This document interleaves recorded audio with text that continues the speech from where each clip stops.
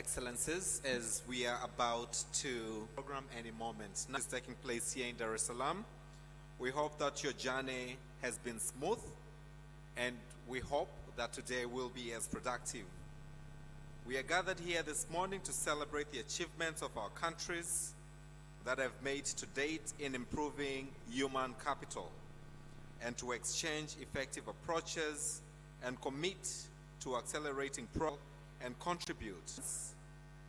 You feel inspired and wish to share anything that you've tagged Invest in People. It's also on the site should you want to see the hashtag Invest in People.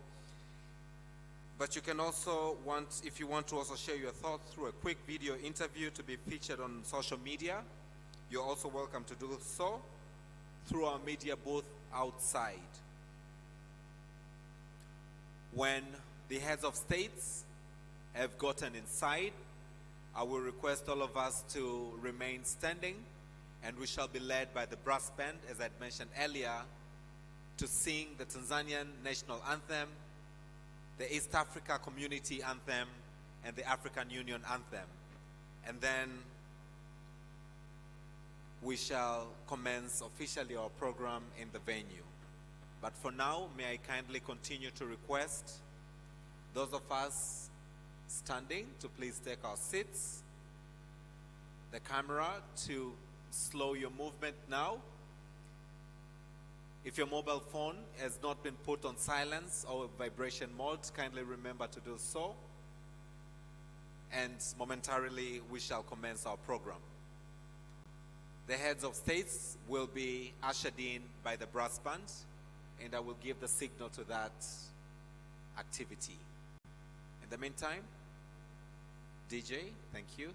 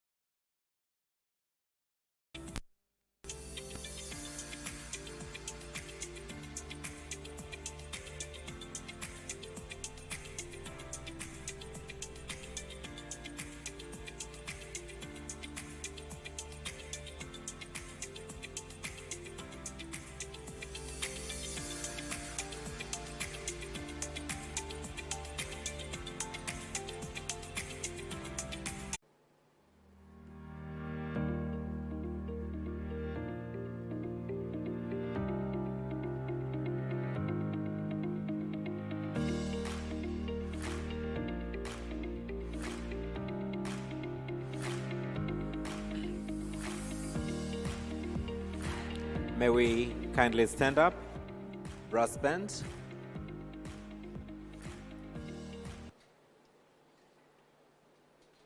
Can we put our hands together as they walk in?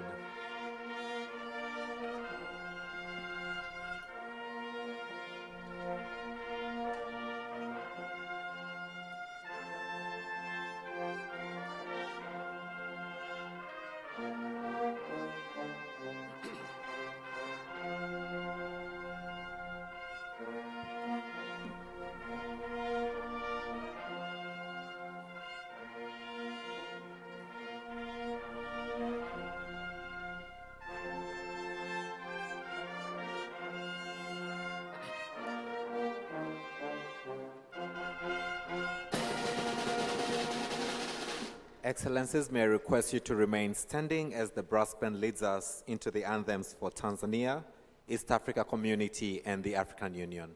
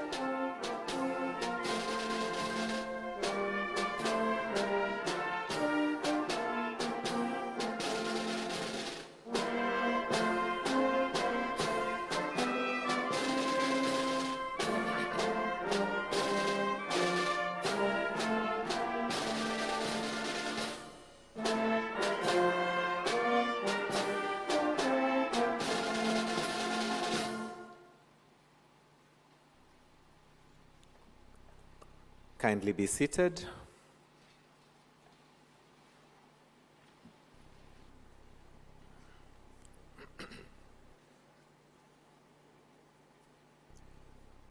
Your Excellency Samia Suluhu Hassan, President, Republic of Tanzania. Your Excellency Filipe Jacinto Nyusi, President, Republic of Mozambique. Your Excellency Andy Rajoelina, President, Republic of Madagascar. Your Excellency Dr. Lazarus Makathi Chakwera, President, Republic of Malawi. Your Excellency Carlos Manuel Villanova, President, Democratic Republic of Sao Tome and Principe. Your Excellency President William Ruto of the Republic of Kenya. Your Excellency Dr. Julius Maada Bio, President, Republic of Sierra Leone. Your Excellency Dr. Hussein Ali Mwinyi, President, Revolutionary Government of Zanzibar.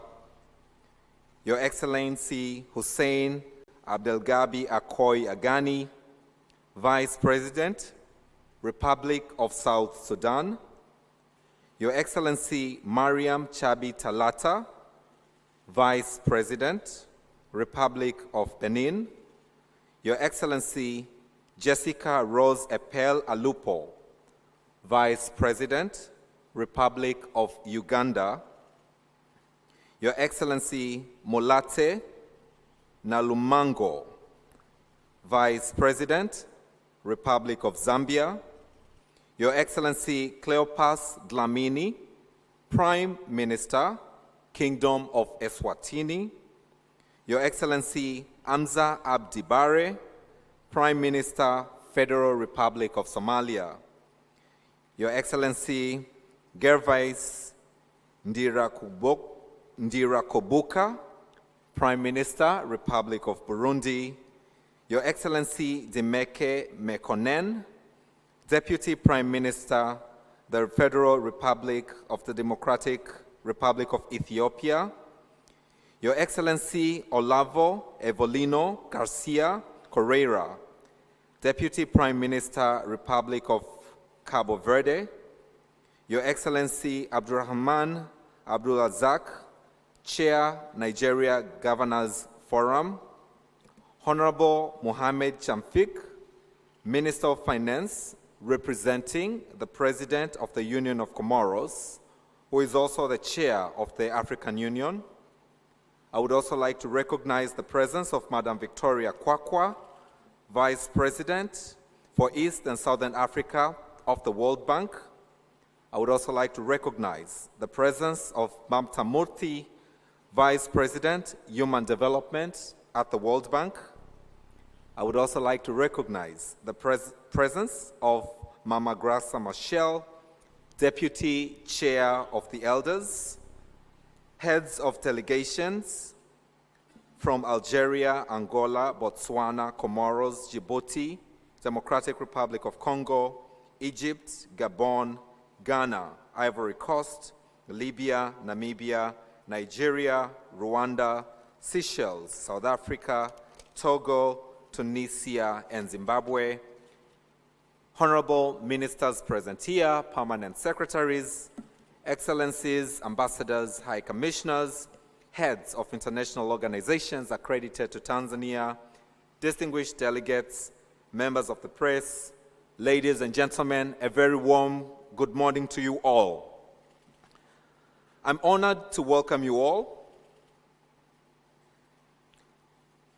to the Africa Human Capital Heads of State Summit, which aims at celebrating our country's achievement in improving human capital, to exchange effective approaches, and to commit to accelerate progress to equip young people to perform to their full potential to contribute to the economic prosperity of our beautiful continent. Your Excellency, it is now my pleasure to invite and pass the floor to the World Bank's Vice President for Eastern and Southern Africa, Dr. Victoria Kwakwa, for a welcoming address. Can we put our hands together for Dr. Victoria Kwaka as she comes for a welcoming address?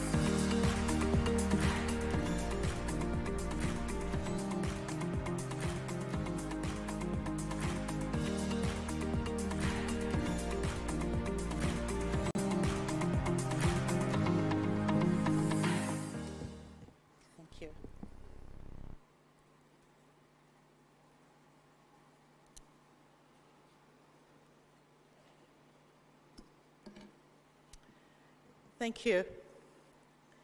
Your Excellency, Dr. Samia Suluhu Hassan, President of the United Republic of Tanzania, Your Excellencies, Heads of State and Government represented here today, Your Excellencies, Vice Presidents, Deputy Prime Ministers, Excellencies, Heads of Delegations, Honorable Ministers, ladies and gentlemen, good morning.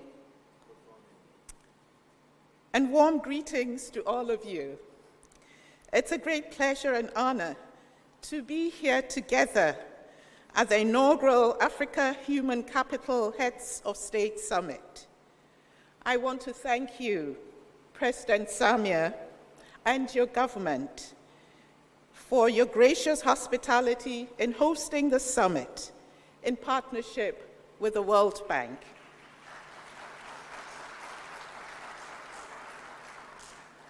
Thank you.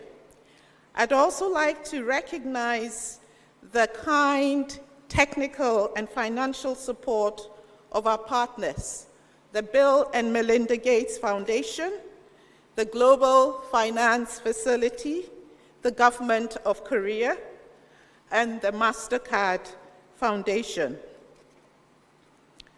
I want to thank Your Excellencies for coming together to support building a coalition and adopting a consensus on human capital in Africa.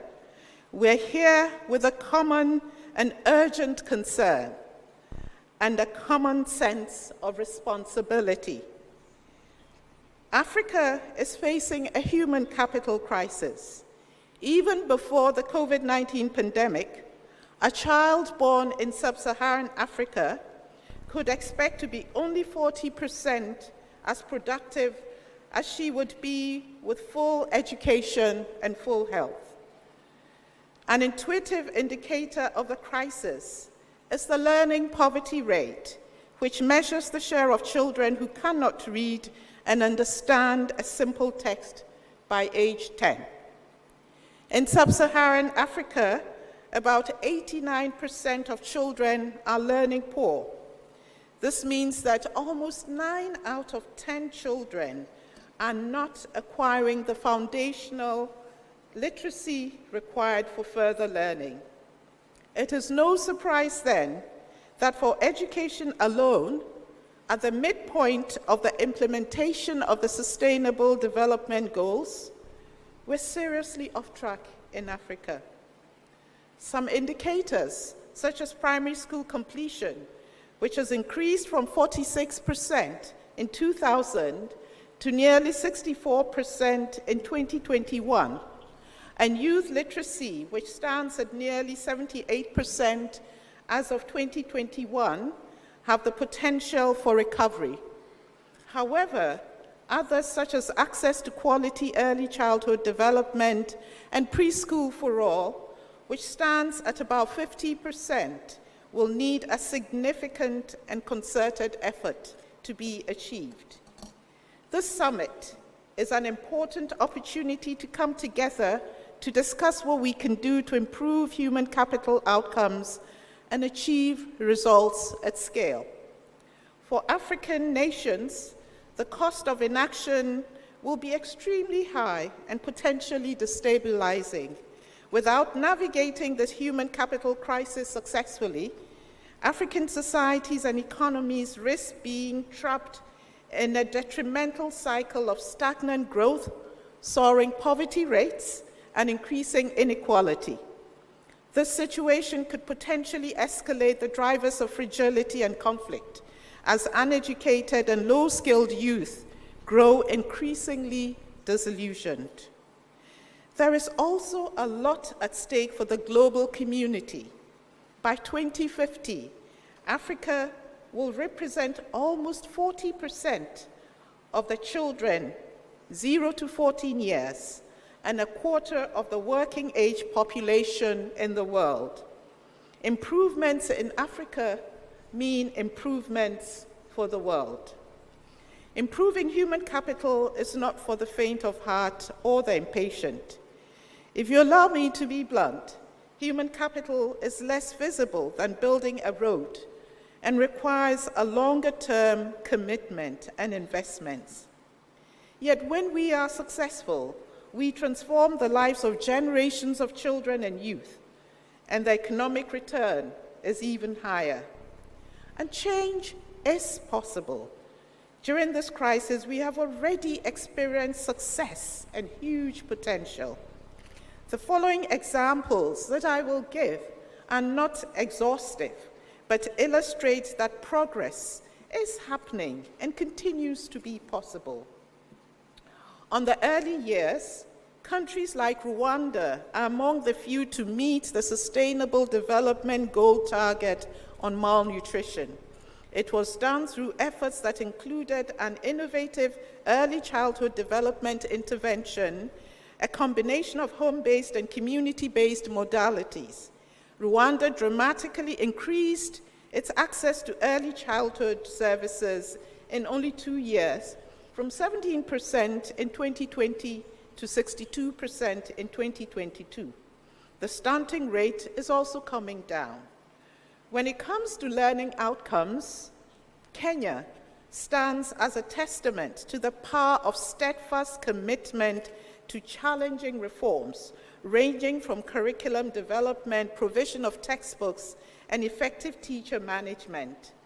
Over the course of many years, through consistency and focus, the country has experienced a decade of substantial progress in learning, including a 50% improvement in reading. In Africa, teacher salaries account for more than 2/3 of government spending in education.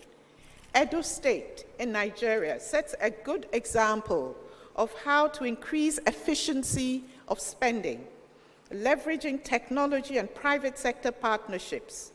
An innovative program equips teachers with tablets and scripted lessons for real-time progress tracking and continuous improvement.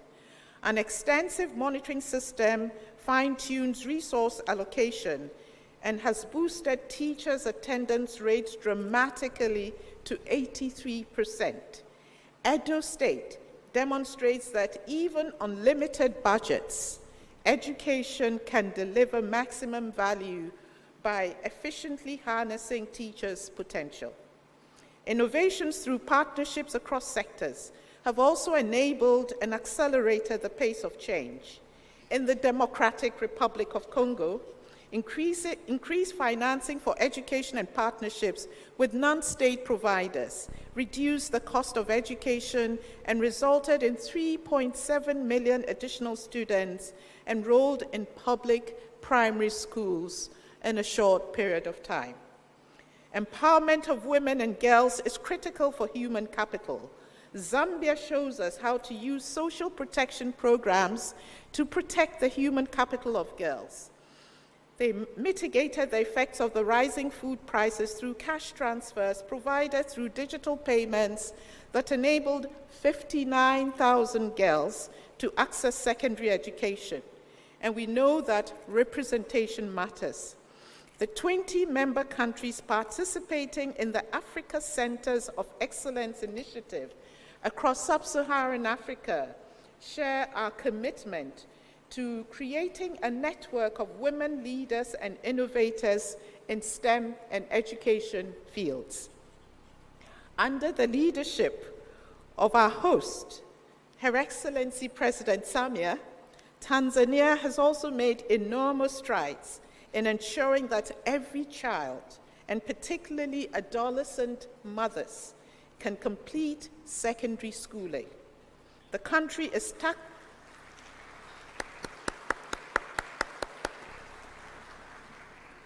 The country is tackling this challenge in a holistic and coherent way. They are preventing dropout by expanding the school network and implementing an innovative Safe Schools program. At the same time, their new continuation policy is opening the doors of the formal education system to students who have already dropped out and young mothers. As a result, between 2018 and 2022, the number of girls enrolled in lower secondary school increased by 400,000 students, equivalent to a 35% increase in enrollment. We celebrate all these successes. Achieving the transformational changes urgently needed in our education system will require far greater funding. Sub-Saharan African countries currently spend about $280 purchasing power parity for every primary school student, compared to $1,500 in purchasing power parity terms in middle-income countries and about $8,400 in high-income countries. These large differences show that no country in sub-Saharan Africa is likely to effectively address the growing demand for education without significantly increasing their investments in human capital. However, more financing will not solve the problem at hand unless enhanced with a much more effectively, given that teacher salaries are normally the biggest component of education spending. Reforms that make teachers more effective are key to improving the overall efficiency of the sector. Systems need to reward teachers that improve and sustain better teaching practices. The education sector also needs to tackle low teacher motivation and high rates of absenteeism. Having more than 15% of teachers absent from school or not teaching is unacceptable. Beyond this, Ministry of Education need to build their capacity to deploy teachers equitably, ensure they have the teaching and learning material they need to do their jobs effectively, and provide the support they need to improve their teaching skills. Tackling these challenges successfully will improve sector efficiency and are just as critical as mobilizing more funding if national and continental goals for education are to be met. As a development partner, we at the World Bank stand with you at this time of human capital crisis. In addition to the Africa Human Capital Plan that we launched in 2019, we have prepared a new strategy for education in Western and Central Africa and an operational business plan for the Eastern and Southern African countries. We have also increased our financing for human capital. And our commitment to education spans several sectors, including interventions in health, social protection, water and sanitation, transportation, and other sectors that contribute to improving access and quality of schooling for all. Nevertheless, it is your national strategies, your ideas and financing that are the foundation of future progress. It is essential that we formulate a clear and actionable plan that explicitly outlines what it will take to achieve the goals. To make progress, we must break the silos and foster collaboration amongst all stakeholders. We need to develop a platform for action that transcends sectoral boundaries and unites government agencies, domestic partners, and external allies, including the pivotal private sector. That is why events like this one provide a critical opportunity for cooperation and collaboration. Over the last 2 days, we had so many creative ideas and inspirational examples of what can be done to accelerate progress on building human capital. We need to capitalize on the wealth of local ideas and solutions to address the challenges in Africa. We at the World Bank would like to convene a team of education experts from the continent and policymakers to find how to build on the successes that I've mentioned, to take them to scale, and to propose new ideas and solutions. We would work with regional bodies, individual governments, and our development partners to strengthen and sustain this team and provide global knowledge from other regions to plan and deliver tangible solutions at scale, accelerating progress in human capital development. We will also review our human capital plan to reflect the Dar es Salaam Declaration. With political will and leadership and commitment from all of you, the highest level, we can together achieve our vision with our collective leadership to make human capital the cornerstone of our country's development strategies. I'm confident that we will build strong coalitions and allocate the needed resources to ensure a bright future for Africa, a future where all girls and boys reach their full potential, grow up well-nourished and ready to learn, attain real learning in the classroom, and enter the job market as healthy, skilled, and productive adults. I want to close with a phrase that one of the panelists just said yesterday. Yes, Africa can. There's no more time to waste. Thank you so much.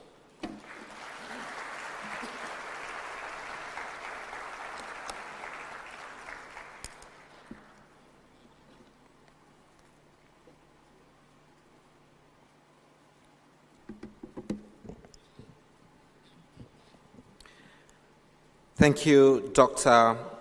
Kwakwa, for your inspirational words and for the work that you and your team, together with the government of Tanzania, have put to make this summit a great success.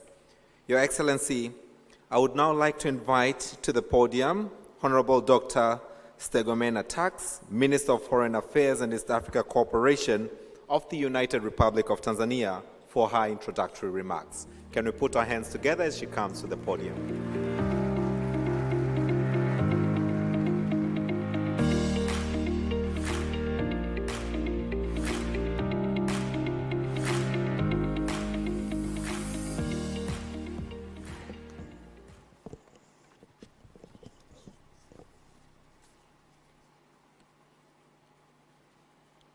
Your Excellency, Dr. Samia Suluhu Hassan, President of the United Republic of Tanzania, Your Excellencies, Heads of State and Government and representatives, Dr. Victoria Kwakwa, World Bank Regional Vice President for the Eastern and Southern Africa, Honorable Ministers, Excellencies, Heads of international organizations and representatives, Excellencies, Heads of diplomatic missions, partners from the private sector, distinguished delegates, media representatives, ladies and gentlemen. It is a great honor and privilege to stand before Your Excellencies to deliver introductory remarks on this special and a momentous occasion of the 2023 Africa Heads of States Human Capital Summit with a theme, Accelerating Africa's Economic Growth, Boosting Youth Productivity by Improving Learning and Skills. That is taking place here in Dar es Salaam, the hub of peace. Your Excellencies, we gather here in recognition of the pivotal role that human capital plays in shaping the present and future of our African societies and economies and the global community at large. Human capital is defined as the knowledge, skills, abilities, and the health of individuals, and is the wealth of any nation. It is the driving force behind innovation, productivity, and the sustainable development. Investing in people is not only a moral imperative, but also an economic necessity. May I therefore take this opportunity to thank Her Excellency, Dr. Samia Suluhu Hassan, President of the United Republic of Tanzania, for her visionary decision to host this summit, and the World Bank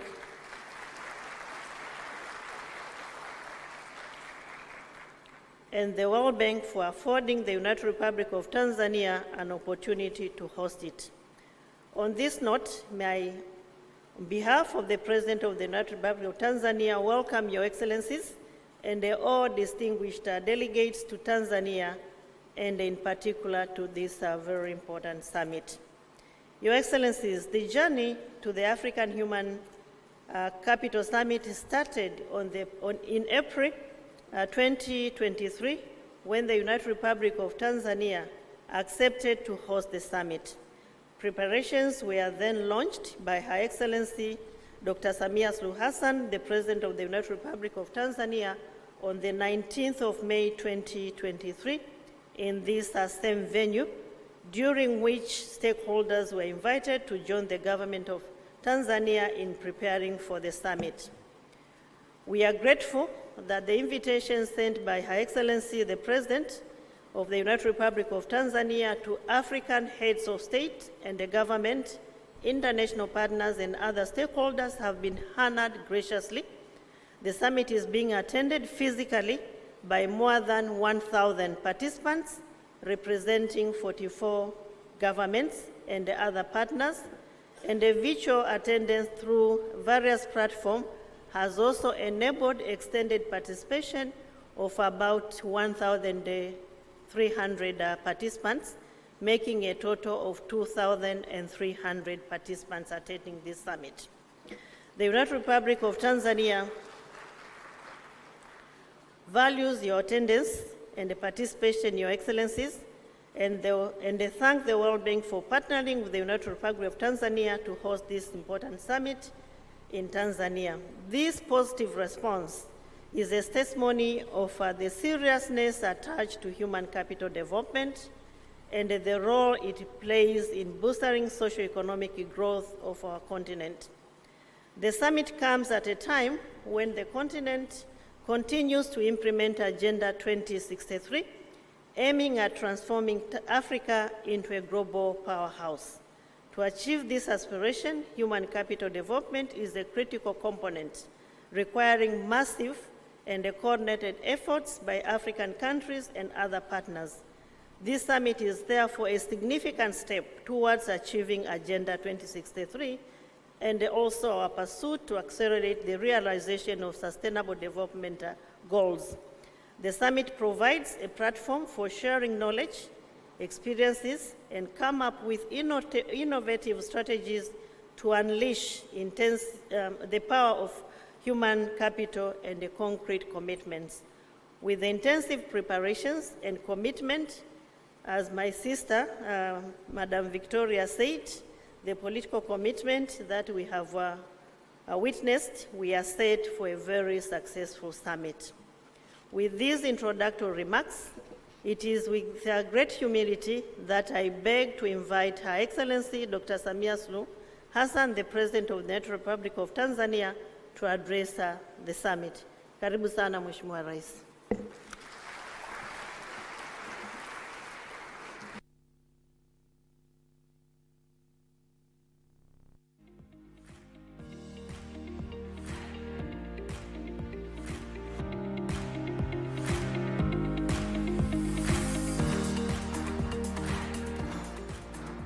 Asante, naomba tukae.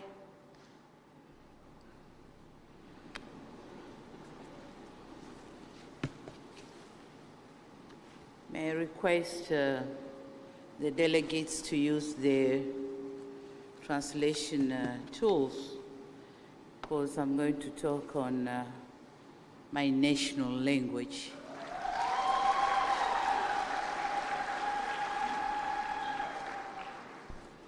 Waheshimiwa wakuu wa nchi na wawakilishi wa wakuu wa nchi, Waheshimiwa makamu wa rais mliopo, Mheshimiwa Dr. Hussein Ali Mwinyi, Rais wa Zanzibar na mwenyekiti wa Baraza la Mapinduzi, Waheshimiwa mawaziri wakuu mliopo,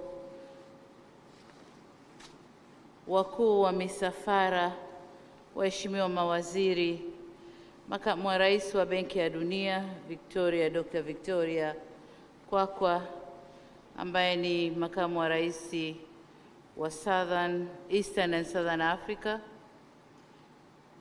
Pia natambua uwepo wa Dr. Mamta Murthy, Vice President for Human Capital Development in the World Bank, na ujumbe wote wa Benki ya Dunia mlioko hapa, waheshimiwa mabalozi na wawakilishi wa mashirika ya kimataifa, wawakilishi wa sekta binafsi, pamoja na wataalamu mliopo, wageni waalikwa, mabibi na mabwana, habari za asubuhi.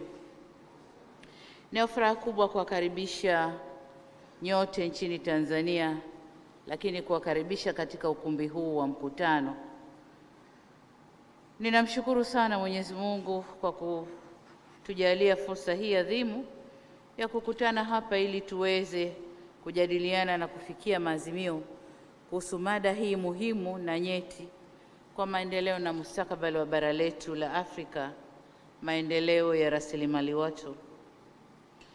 Tulipokea kwa heshima na fahari kubwa fursa ya kuwa mwenyeji wa mkutano huu muhimu na adhimu, na kwa kipekee kabisa nitambue na kupongeza kazi kubwa iliyofanywa na serikali kupitia wizara zetu za fedha na wizara ya mambo ya nje pamoja na Benki ya Dunia, na vile vile nitambue mchango mkubwa uliotolewa na wadhamini katika kufanikisha mkutano huu. Hakika mmeutendea haki mkutano huu kwa maandalizi mazuri sana.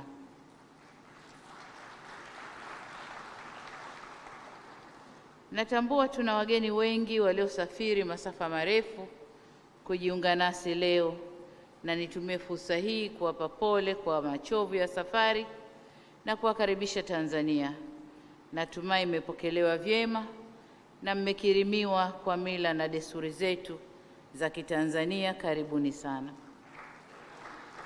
Vile vile nitumie fursa hii kuwashukuru waheshimiwa viongozi na washiriki wote kwa kubali mwaliko wangu na kuungana nasi katika mkutano huu muhimu unaobeba kauli mbiu inayosema kuchochea ukuaji wa uchumi Afrika, kuongeza uzalishaji wa vijana kupitia mafunzo na ujuzi, yani accelerating Africa's economic growth, boosting youth productivity by improving learning and skills.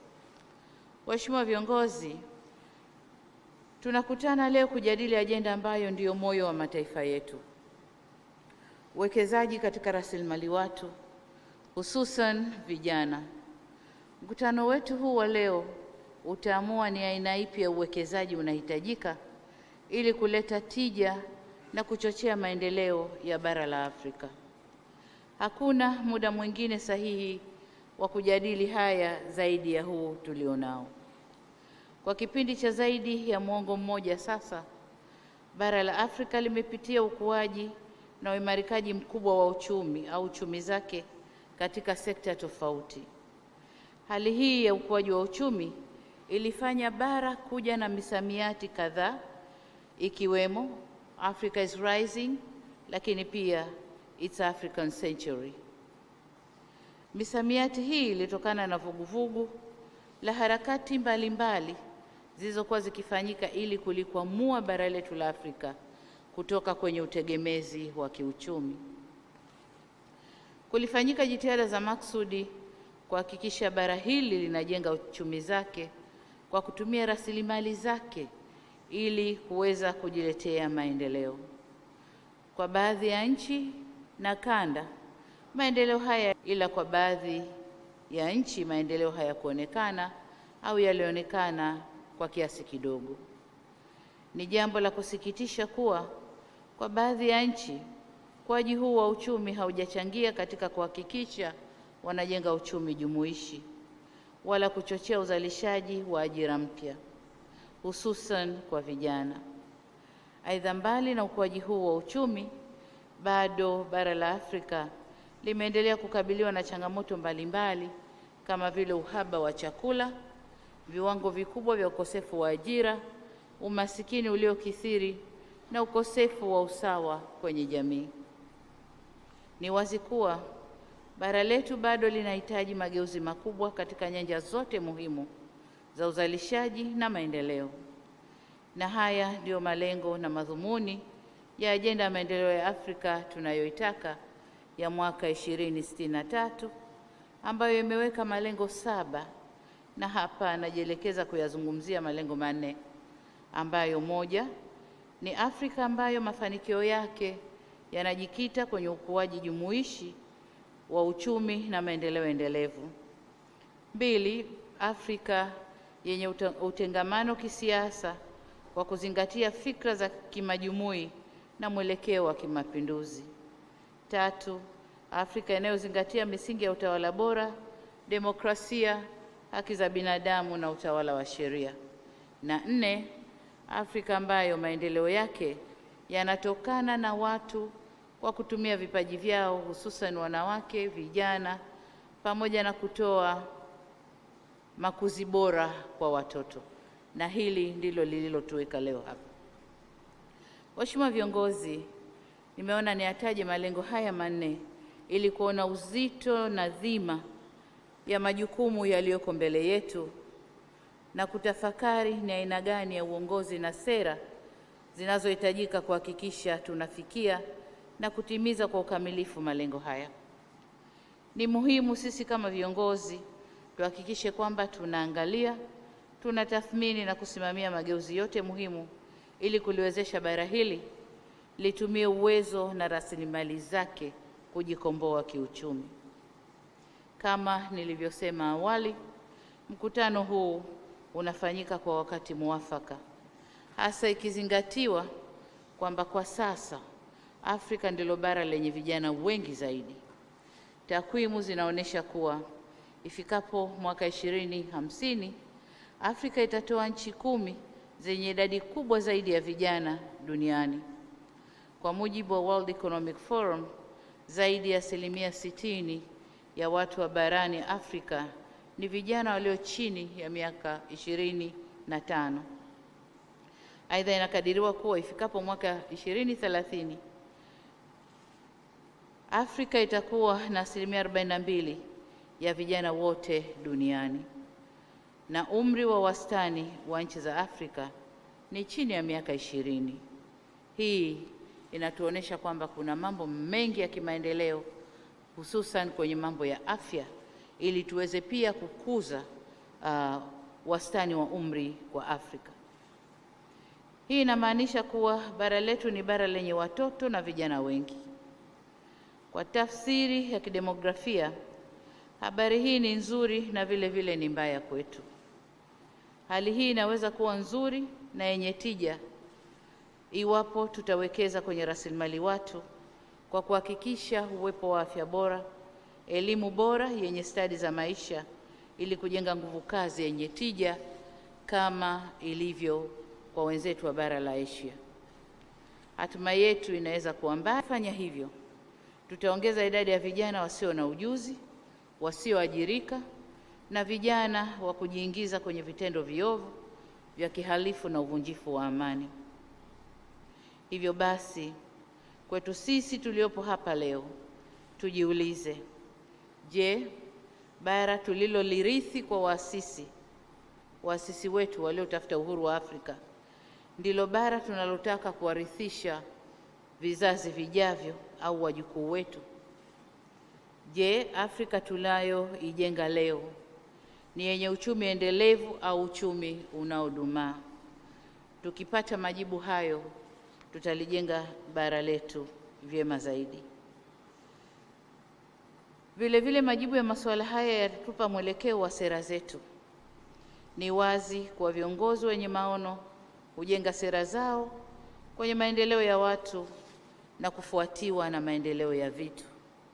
Na hapa mniruhusu ninukuu maneno ya baba wa taifa hili la Tanzania miaka michache kabla ya kufariki kwake, Mwalimu Julius Kambarage Nyerere, wakati akihutubia mkutano wa Umoja wa Mataifa jijini New York. Alisema, na hapa namnukuu, kwamba development is people. People are the target, creators and beneficiaries of anything known as development. Mwisho wa kunukuu. Kwa tafsiri rahisi, alisema maendeleo ni watu, watu ndio walengwa, ndio waanzilishi na wanufaika wa chochote kinachoitwa maendeleo. Kwa mantiki hiyo, hatuwezi kulikomboa bara letu kiuchumi kama hatutaelekeza nguvu zetu kwenye maendeleo ya rasilimali watu, kwa kuwapa maarifa na ujuzi unaohitajika katika kuyatumia na kuyabadilisha mazingira yao kwa manufaa yao. Waheshimiwa viongozi, tunapozungumzia uwekezaji katika rasilimali watu, ni kuhakikisha kwamba uwekezaji unaanza tangu mtoto anapozaliwa, kwa maana upatikanaji wa lishe bora na chanjo stahiki ili kuondoa udumavu ambao mara nyingi hupunguza kiwango cha uelewa na uwezo wa kusoma vizuri kwa watoto hao.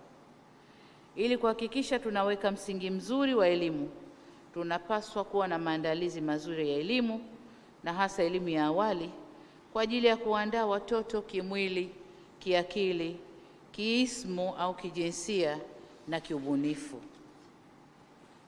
Jambo jingine, ili elimu itoe matokeo chanya, ni lazima kuwa na mitaala yenye kukidhi matakwa ya soko la ajira. Kwa mfano, uwepo wa mapinduzi ya 4 ya viwanda yameleta mabadiliko makubwa katika sekta zetu za afya, elimu, biashara, teknolojia pamoja na mahusiano na mwingiliano wa kijamii pamoja na usafiri na usafirishaji. Hivyo basi, ni wajibu wetu kuhakikisha Afrika hatuachwi nyuma. Tunazitumia fursa hivi vizuri. Hatuachwi nyuma kama ilivyokuwa kwenye mapinduzi haya ya matatu yaliyopita. Mapinduzi ya kwanza, ya pili na ya tatu. Haya ya 4, Afrika ni wakati wetu kuyatumia vizuri. Muasisi wa taifa huru la Afrika Kusini, hayati Mzee Nelson Mandela, alisema, na mimi namnukuu, "Education is the most powerful weapon you can use to change the world." Akimaanisha kuwa elimu ndio silaha yenye nguvu zaidi inayoweza kutumika kubadilisha ulimwengu.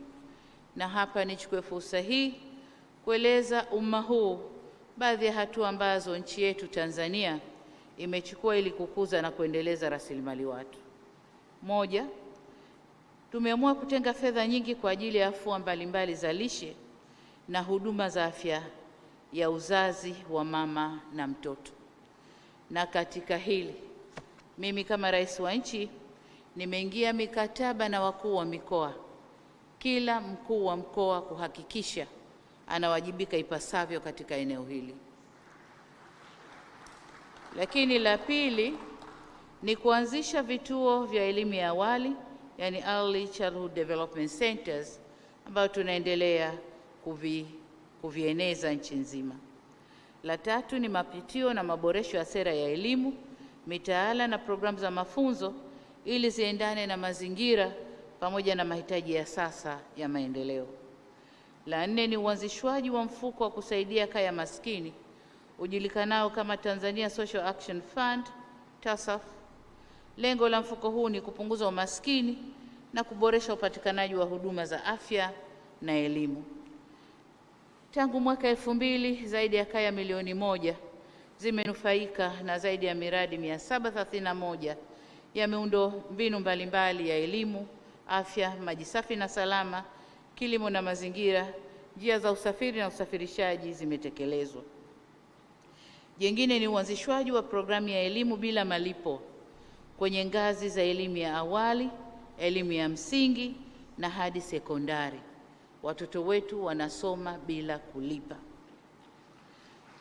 Lakini la 6 ni uwekezaji kwenye elimu ya ufundi na mafunzo ya mali, yani vocational education and training, ikiwa ni pamoja na kutoa ujuzi bobezi ili kuongeza tija, ushindani na uwezo wa ndani katika kutumia rasilimali za nchi yetu. 7, kuwezesha vijana kiuchumi kupitia mikopo inayotolewa na halmashauri. Mikopo hii tunatoa 4%, tumezitaka halmashauri kutenga 10% ya mapato yao ya ndani. 4% inatumika kwa kuwakopesha vijana, 4% inatumika kuwakopesha wanawake na 2% inatumika kuwakopesha watu wenye ulemavu. Jambo la 8 ni kuruhusu watoto walioacha masomo, hasa wa kike waliopata ujauzito, kuweza kurudi tena shuleni na kuendelea na masomo yao. Na hapa nataka niseme kwamba jaribio hili lilianza kule Zanzibar, na furaha kusema kwamba kuna watoto ambao walirudi kuanzia form 1 kidato cha 4, wamemaliza university na sasa wako vizuri. Kwa hiyo ni fursa nzuri ya kuwarudisha watoto shuleni.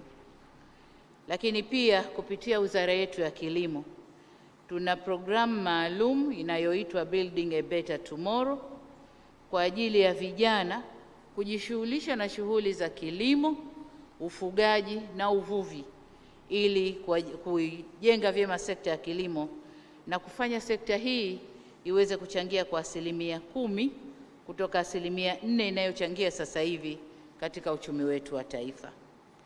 Waheshimiwa viongozi, nimezungumza masuala mengi na kwa kirefu. Sasa naomba mniruhusu niataje kwa mahususi na kwa muhtasari maeneo muhimu yanaweza kutusaidia kuboresha rasilimali watu ya Afrika ili atusaidie kuongeza mijadala yetu tukiwa hapa. Kwanza, lazima tujidhatiti kutumia rasilimali watu tulionayo kwa manufaa yetu, kwa maana ya reaping the demographic dividend. Idadi kubwa ya vijana tulionayo Afrika ni fursa ya pekee kwa ajili ya mageuzi ya kiuchumi. Badala ya kuacha vijana hawa wakross hizo bahari, wapigwe njiani, wazamishwe, kwamba wanakwenda Europe kutafuta maisha bora. Maisha bora watayapata Afrika tukiwaendeleza. Lakini la pili, lazima tuwafundishe watoto wetu kuhusu uzazi wa mpangilio. Kama nilivyosema, Afrika population yetu ni kubwa sana, na population hii inaweza ikatuletea tija au ikatuletea mambo yasiyofaa kama hatukuitumia vizuri. La tatu, kuongeza manufaa kutokana na elimu na mafunzo tunayoyatoa katika nchi zetu. Tuhakikishe elimu tunayoitoa inawapa uwezo vijana wetu kuongeza tija na kujenga uchumi wetu. 4, kuongeza uwekezaji katika sekta nyingine zinazoleta ufanisi katika huduma za elimu na afya. Ni lazima kuwekeza katika miundombinu kama vile njia za usafiri na usafirishaji, kuongeza nishati au umeme, maji safi na usafi wa mazingira. Haya yote tukiyaboresha yanaweza kutusukuma katika kutoa huduma za afya na elimu ili ziwafikie watu wote na ziwe endelevu. Jambo la 5 ni utekelezaji wa programu za hifadhi ya jamii katika uzalishaji, yani implementing productive social safety nets programs katika nchi zetu. Waheshimiwa viongozi, kuzifungua fursa katika kuitumia rasilimali watu ya Afrika ni wajibu wa kimaadili na ni sharti muhimu la kiuchumi, kwani kwa kuwekeza katika hifadhi ya jamii, kuongeza rasilimali fedha kwenye elimu na maendeleo ya rasilimali watu, tunaweza kuijenga Afrika yenye mafanikio jumuishi. Kwa hivyo, inatupasa tuunganishe nguvu za serikali, asasi za kiraia na sekta binafsi ili kufanya uwekezaji unaohitajika na kujenga mazingira wezeshi ya kukua na kuendelea kwa rasilimali hii muhimu ambayo ni watu wetu, vijana wetu. Kwa pamoja tunaweza kujenga mustakabali mwema wa Afrika kwa kuhakikisha ndoto za vijana wetu zinatimia. Waheshimiwa viongozi, wakati nikihitimisha, nisisitize kwamba suala la maendeleo ya rasilimali watu wa Afrika haliwezi kuja kwa kubahatisha na halina mbadala. Lazima tuwe na mipango madhubuti ya kuhakikisha rasilimali watu Afrika inaendelezwa kwa manufaa ya bara hili na kwa maendeleo yetu.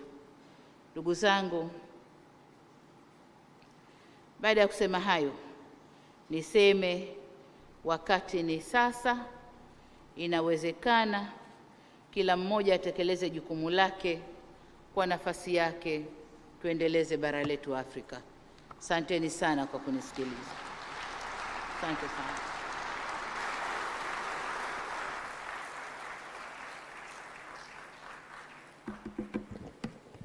May I request you to stand up and we clap our hands.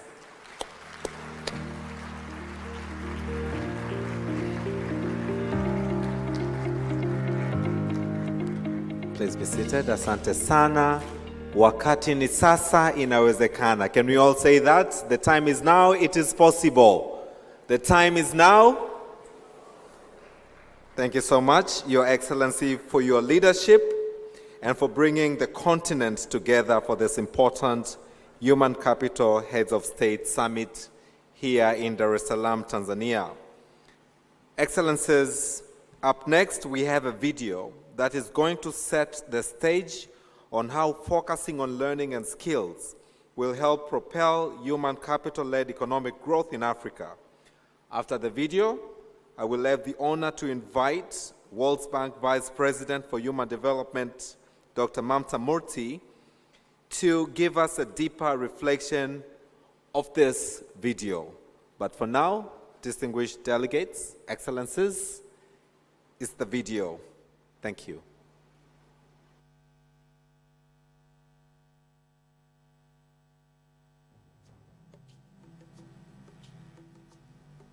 The last 30 years saw a largely positive economic story for sub-Saharan Africa.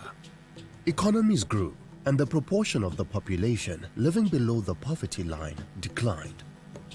Africa made great progress in health outcomes, and life expectancy has grown over the last 50 years. Child mortality declined, and the chances of a 15-year-old surviving to age 60 improved.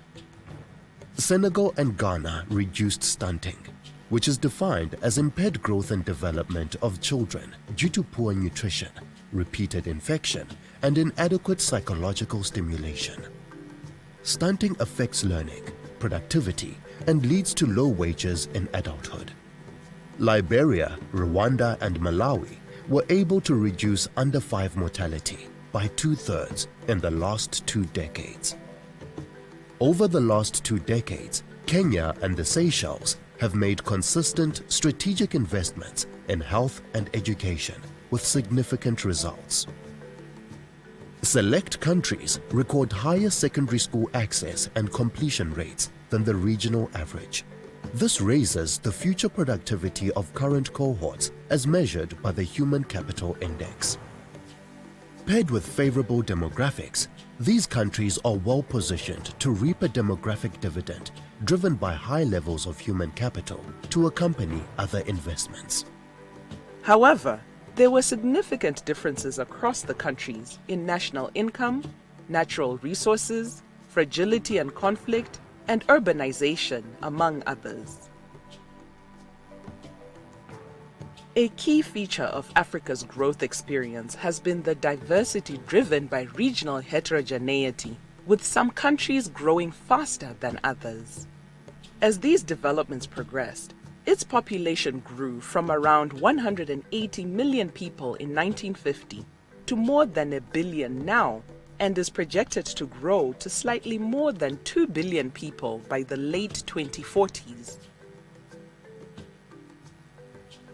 Although the region has grown economically, this was not enough to deliver rapid per capita income growth.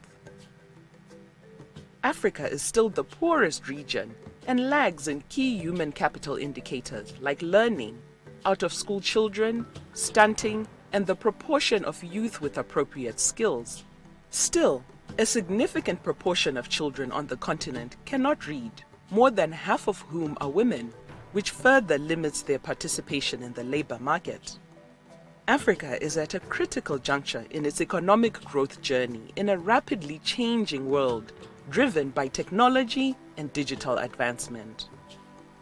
Jobs will be digitally focused and require new skills. While global populations will continue to grow, the overall growth rate is slowing, and the world's population is aging. However, Sub-Saharan Africa's unique demographics offer both hopes and risks. With timely strategic investment, Sub-Saharan Africa has a real opportunity to use its biggest asset, its people, as a key driver for growth. Hope can be seen through a potential economic and demographic dividend with changing dependency ratios. But with a rapidly increasing population of young people and workers who will need education and jobs, Sub-Saharan Africa is the only region with an increasing working age population. The youth population in India and China are declining, while that in Sub-Saharan Africa is increasing. By 2075, Africa will stand out as an extraordinary hub of human activity, with almost a third of all people on Earth projected to call this continent home. The working age population is surging at remarkable speeds. By 2035, there will be 450 million more workers joining the labor market, with only 100 million jobs being available at the current rate.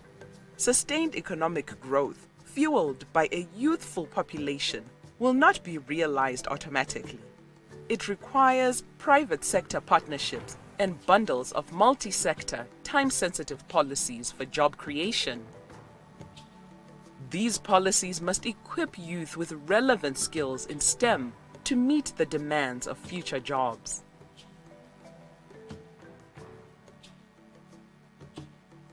These will be policies that keep people at the center. Strategic and sustained human capital investments can accelerate economic growth, build resilient systems, and strengthen social cohesion. The East Asian tiger countries, like South Korea, Malaysia, and Singapore, demonstrate that sustained strategic investment in human capital contributed to between 1/3 and half of all economic growth. The miracle of the East Asian growth story highlights the importance of investing in people. There was an assumption that these economies grew before the governments had enough resources to invest in people. But there is clear evidence that investments in public health and education predated faster economic growth. A healthier, better educated population will contribute to faster economic growth. As families become more assured that their children were likely to survive and thrive, they chose to have smaller families, ensuring that households and governments could increase investment. More educated parents were better skilled and could contribute more to the labor market. The experience of East Asian tigers makes our understanding of what drives development more complete. The old consensus was that investments in physical capital, such as dams, roads, and irrigation systems, were the main drivers of economic growth. But the rates of return varied from country to country. This variability was attributed to supporting economic policies, including trade, regional integration, and enterprise ownership. We have learned that robust economic growth and development are a combination of smart physical infrastructure investments, appropriate economic policies, and timely and sustained human capital investments. We've covered how investment in human capital accelerates economic growth. So let's take a closer look at the next important accelerator in human capital: resilient systems. Robust development means countries are building national systems that can withstand shocks like economic downturns, debt crisis, conflict, learning losses, epidemics, droughts, and floods. Despite sub-Saharan Africa's last 20 years of variable economic growth, the region has seen frequent shocks and setbacks. The COVID-19 pandemic is not the first health shock in the region. The Ebola epidemic devastated parts of Africa, and before that, HIV or AIDS had a substantial and long-term negative impact on all aspects of development. Shocks at any stage of life, be they economic, climate-related, or health-focused, increase population vulnerability and erode human capital. Shocks put households at risk economically, requiring a more significant governmental response to help stabilize the economy. Sub-Saharan Africa is also especially vulnerable to climate change, which will likely be more devastating to poorer households. All of these shocks disrupt and reduce investments in human capital, test government systems, and stretch meager financing. Human capital builds the resolve of households to withstand climate shocks and contribute to a more livable planet. Human capital investment for system resilience can include social protection systems, targeting assistance, social work and services programs, adaptive education systems, and resilient public health systems. Investments in human capital also help equalize opportunity. Research shows that countries with lower levels of inequality tend to experience faster growth and address inequality. More equitable human capital endowments are important growth drivers, and highly unequal countries experience growth slowdown upon reaching middle income status. A key lesson is that strategic human capital spending can reduce inequality. A misdirected spending on human capital, on the other hand, can increase inequality, hence affecting growth. The evidence is clear. Equal countries tend to experience faster growth. Human capital investments are central to strengthening social cohesion, our final important accelerator. Social cohesion is critical for every country, but is especially important in the context of violence, conflict, and fragility. The delivery of education, healthcare, water sanitation, and justice and security provide the glue that binds a state and a society.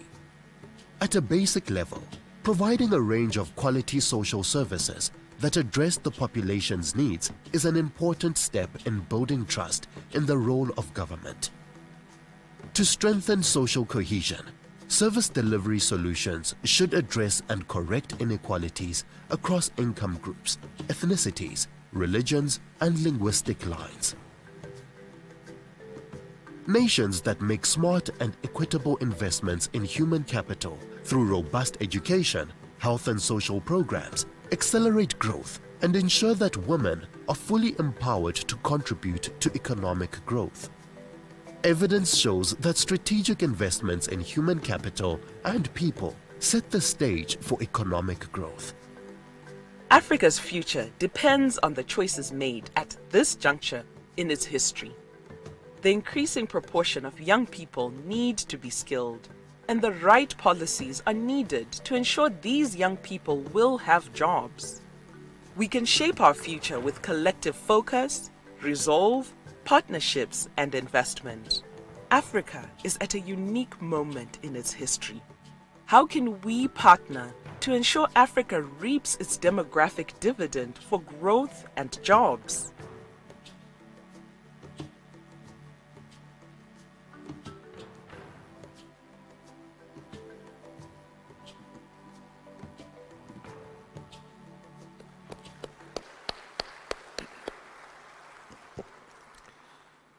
Thank you very much. And from the video, and as we gather to celebrate these achievements and successes that our nations have made so far, I would now like to invite to the podium Dr. Mamta Murthy to give more context on our continent. Distinguished delegates, Your Excellencies, ladies and gentlemen, let's put our hands together for Dr. Mamta Murthy. On the movie that you just saw, and I'm going to offer you just 5 reflections. The first thing I would like you to take away from the movie is that human capital is an incredibly important source of economic growth. So if you look at the difference between rich and poor countries, anywhere between 1/3. Now, you know, researchers always quibble about methodology and that kind of thing, and some will question how much of what is being attributed to human capital can actually be, is actually the result of infrastructure or trade policy or other things. But even if we accept all those quibbles, at least 1/3 of the difference between rich and poor countries can be attributed to human capital, and that's a huge difference. It's also a difference that we know we can work on. And that's why it's a very actionable, item. And I'm delighted to be addressing heads of government, vice presidents, presidents, and others, because we can act on this together. The second thing I want to say is that there has been progress in Africa on the issue of human capital. We heard from a number of delegations, from ministers, there has been remarkable progress. Let me give you one statistic. If we look at the population of sub-Saharan Africa that is over 25 years of age, right, so they've completed their education, well, the average years of schooling has gone up from 3.5 years of schooling to over 5.5 years of schooling in the past 20 years. That's an enormous increase in just years of schooling. Remember, for a population that has been growing quite rapidly. So I hope that fixes in your mind that there has been huge progress. The challenge, of course, lies with the quality of schooling. The quality of schooling is not as high as it should be. Again, if we look at children in school today in sub-Saharan Africa, they can expect, because of the expansion in schooling that many of you in the audience have been responsible for, a child today in sub-Saharan Africa can expect to achieve at least 9 years of schooling because of the policies that are in place. But because the quality of schooling is poor, about 45 to 50% of that is lost. So the equivalent number of years of schooling is not 9, it's 4.5. It's about half of that, because very little is being learnt in school. Children can progress through school, but it doesn't mean that they leave school having learnt everything they should. To contrast that with another continent that I know well and Victoria knows well, East Asia and the Pacific, an average child today in East Asia and the Pacific can expect to go through 12 years of schooling. There too, there are issues with quality. So about 30% of that schooling is lost because the quality is not high. But if you take away 30% from 12, that's still 9 years of schooling. So in Africa, there are two challenges, both to increase the years of schooling and to improve quality. That's a double challenge. That's a difficult challenge because it's a double challenge. It requires resources and it requires improving learning in school. I'm going to come to the resources, but let me first talk about improving learning in school, because as I said before, this is an actionable thing. This is something that can be done. There is a lot that has been learned within Africa and from outside Africa on how to improve learning in school. Let me touch upon just a few things, actually drawing on the excellent panel discussion that we had yesterday with ministers of health, ministers of education, and ministers of labor and social welfare. I'm going to mention only 3 things. These are not silver bullets, but they are ideas I want you to take away. First, learning happens in school, but children have to be prepared to learn before they come to school. When we're talking about learning in school, it's very important to build the foundations. And the foundation of learning, all learning, is being able to read. Being able to read is the thing that needs to be emphasized in the early years, in primary school. And there's a lot that can be done by simplifying the curriculum and focusing it on the foundational elements of reading. And there are many countries in Africa that are doing this. There's Kenya, there's Mozambique, there's Niger, there's Edo State of Nigeria, there's Rwanda. These are very good things to be doing and are worthy of replication. But beyond wanting to teach the fundamentals, it doesn't help if the teacher is not in the classroom, if the teacher is not supported in delivering learning in the classroom. And some of the ministers yesterday spoke about this. Teacher presence and support to the teacher for delivering the foundational elements of learning in the classroom are extremely important. And finally, there is the issue of language. And President Suluhu mentioned this in her remarks.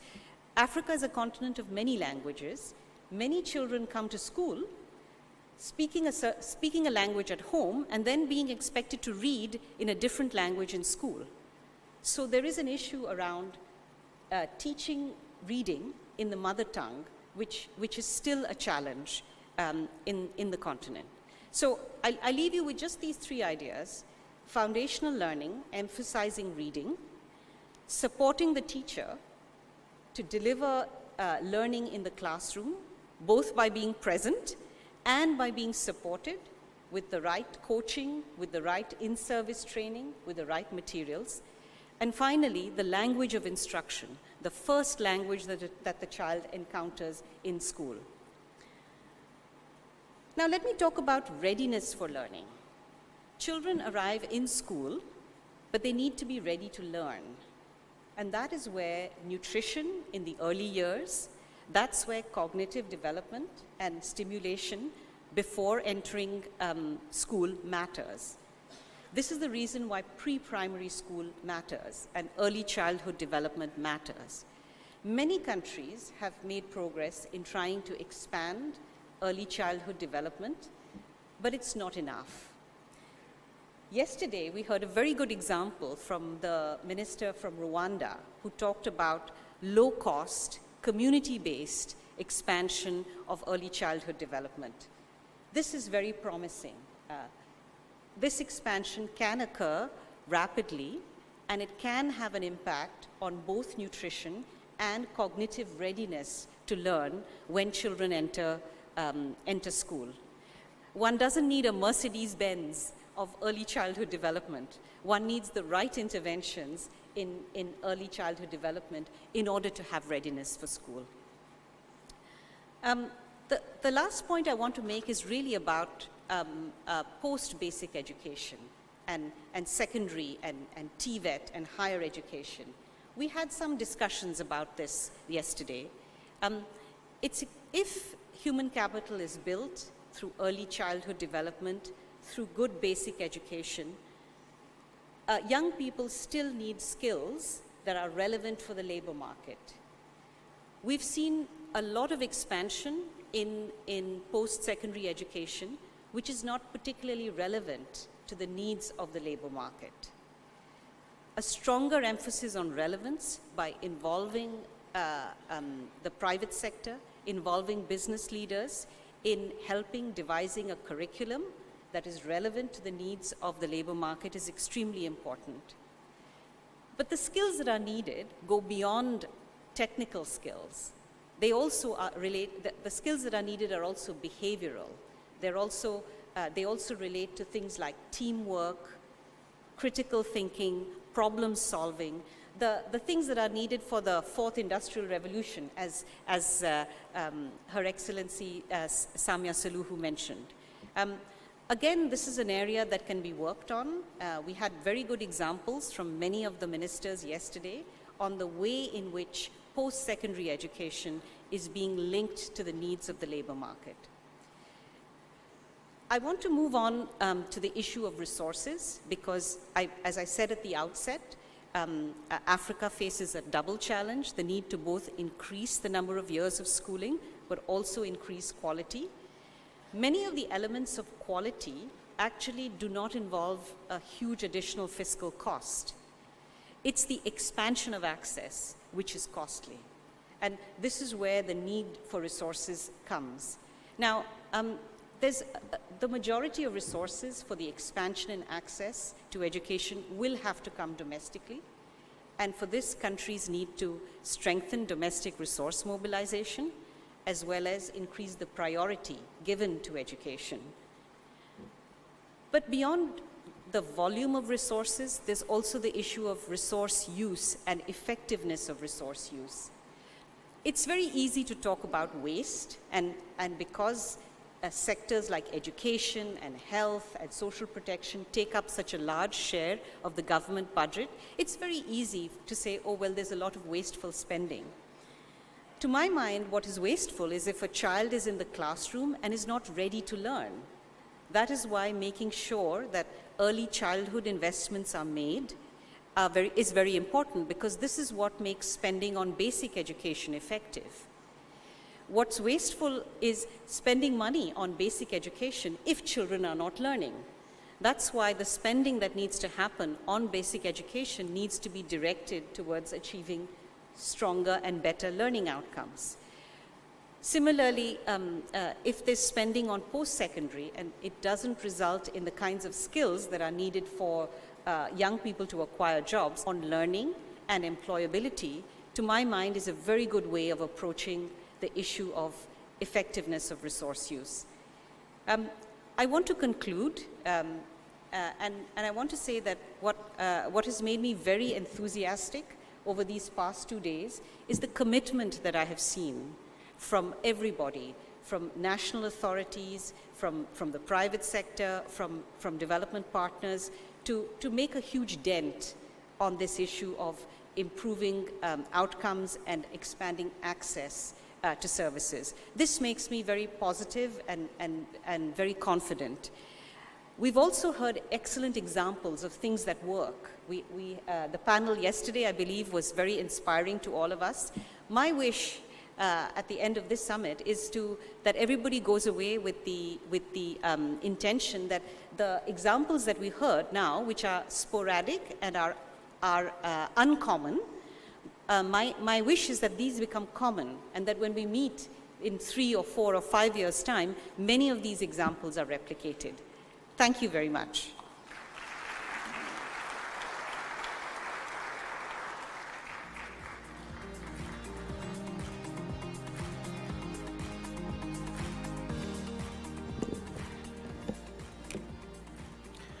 Thank you so much, Dr. Murthy, for your insightful thoughts that provide a lot of things to ponder on for the coming couple of hours.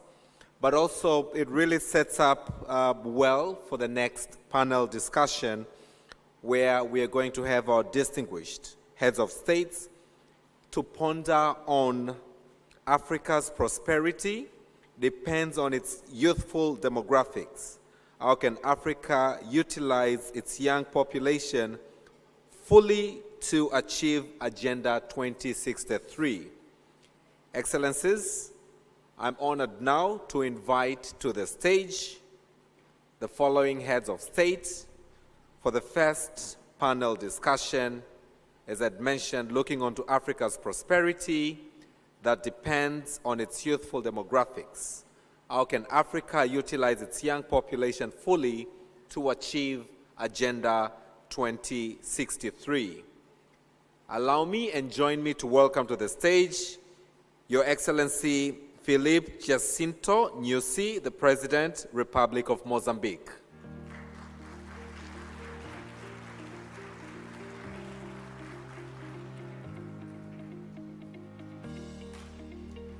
And as he comes, may I also invite His Excellency Dr. Lazarus Makathi Chakwera, President, Republic of Malawi.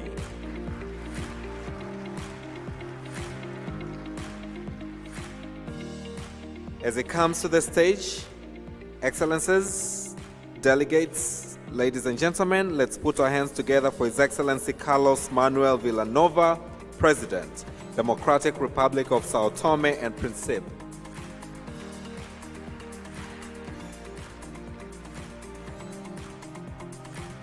And as it comes, last but not least, I would like to invite to the stage, and let's put our hands together for His Excellency Olavo Avelino Garcia Correira, Deputy Prime Minister, Republic of Cape Verde.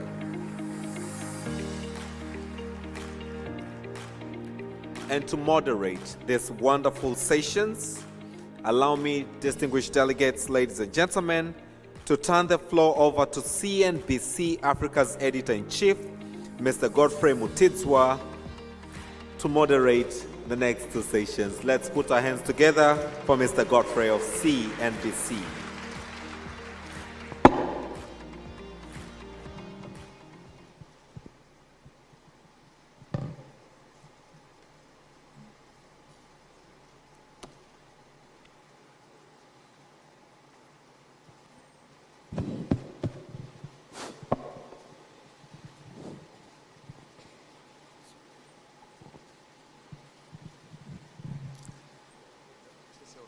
A very good morning, Ladies and gentlemen, Your Excellencies, I am hoping I have observed all diplomatic notes that are important.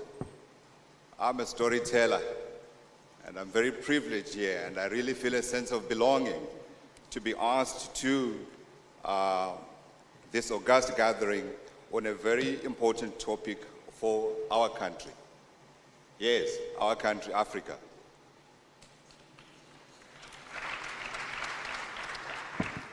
I feel it's one of those occasions where I can say without contradiction that Africa is a country, for our problems are similar. We, as you have heard, all of you this morning, have the lowest average human capital index rating in the world at 89%. And our challenges are common. All of us, wherever you look, we face rising inflation, we face rising indebtedness in our households, in our governments.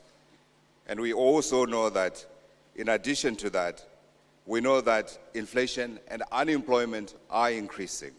But at the same time, consistently throughout the continent, we also have the largest and the youngest population in the world, which is what brings us here today. Your Excellencies, let me spell out what my role is today here. By the end of this session, I've been told I must get a measurable commitment from all of you, just one, on advancing our youth agenda to achieve the long spoken about youth dividend. I also have been instructed to provide each of you with 5 minutes. And I know this is a particularly difficult one because you have important messages that you need to communicate. But for the purpose of getting the messages that we would like, that are going to be used to fill all the gaps that we had here this morning, I've been given 5 minutes for all of you. And you will see me lifting my eyebrow. It might be a shoulder, it might be a grunting. I will certainly do my best to try to live within the 5 minutes. But I do not want to leave the important messages that you need to leave with me here. Otherwise, I will be in trouble. And then, lastly, out of each of you, I'm also hoping that I will be able to get 3 takeaways that I share with the organizers of our debate today. So please, Your Excellencies, please help me. I promise to vote for you when you call for the reform of the United Nations in New York the next time you are at UNGA.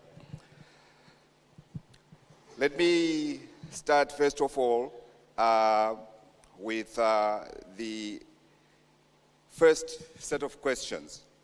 And this question, I am posing it to Your Excellency, the President of Mozambique, President Filipe Nyusi. Let me just get to your question.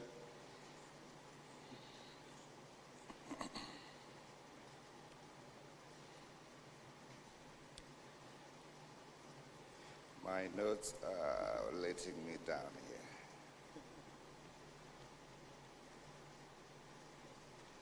Okay.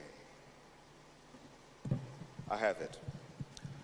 Your Excellency, we know that in each of our countries, half the population is female. We also know that our ladies are the most entrepreneurial on the continent. The statistics are there actually from the African Development Bank. And we also know that they are very, very responsible with their finances.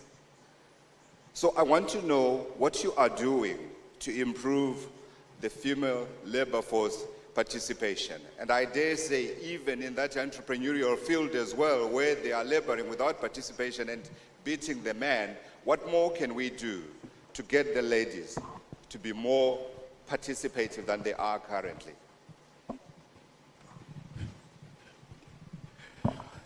Thank you.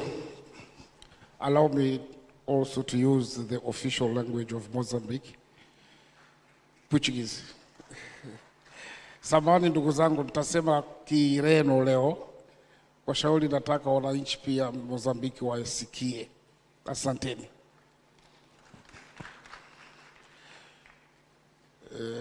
Caros colegas, chefes de Estado, chefes das delegações, doutora Mônica, vice-presidente do Banco Mundial, todos os presentes. Primeiro, quero agradecer a oportunidade que os organizadores, neste caso concreto a Tanzânia e o Banco Mundial, nos dá para podermos partilhar experiências no âmbito de capital humano. Esta é matéria fundamental porque é a base do desenvolvimento dos nossos países. Eu vou escolher o caso de Moçambique como caso de estudo. Nós, em Moçambique, agora somos cerca de 32 bilhões de moçambicanos. Destes, 52% são jovens, mas também 51% são mulheres.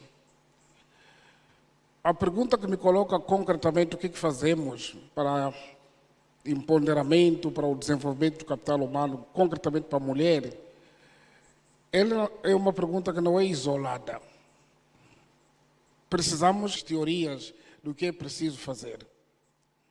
Primeiro, precisamos de garantir a vida, boa vida ou a vida de qualidade para todos os nossos compatriotas, mas, sobretudo, para as novas gerações.